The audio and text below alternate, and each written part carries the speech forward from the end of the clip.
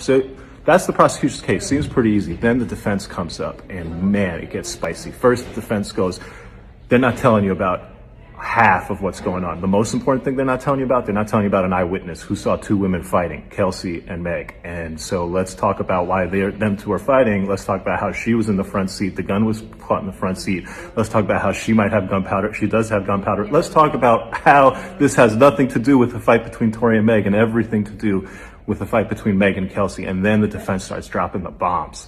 He basically says this, that they're in the car. Yeah, they left. But do you know why they left? They left because Kylie and Tory were in the pool together. And Kelsey and Meg both felt some type of way about that, to the point that Meg felt really some type of way about that. And she was really trying to go, to the point that eventually, because of how Meg is acting, this is according to the defense, Kylie Jenner goes to Megan Thee Stallion and says, it's time for you to leave. They all leave.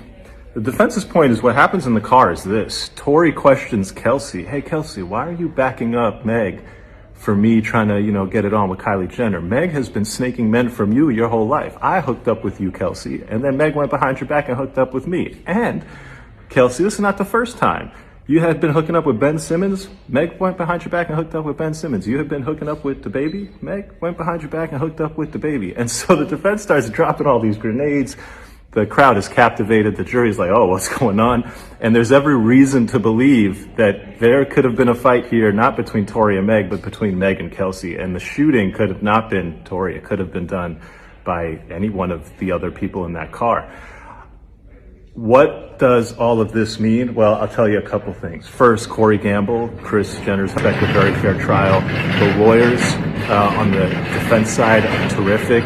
I don't know what the government lawyer was doing, giving an opening presentation that made it seem like the most open and shut case ever, when in fact there are huge questions, including an eyewitness who saw two women fighting, suggesting that you have to explain that theory to the jury, and you didn't. So I don't love the prosecution's opening in that regard. Stay tuned. We'll have the full coverage here.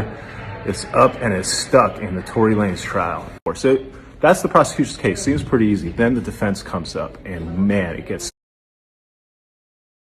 Case seems pretty easy. Then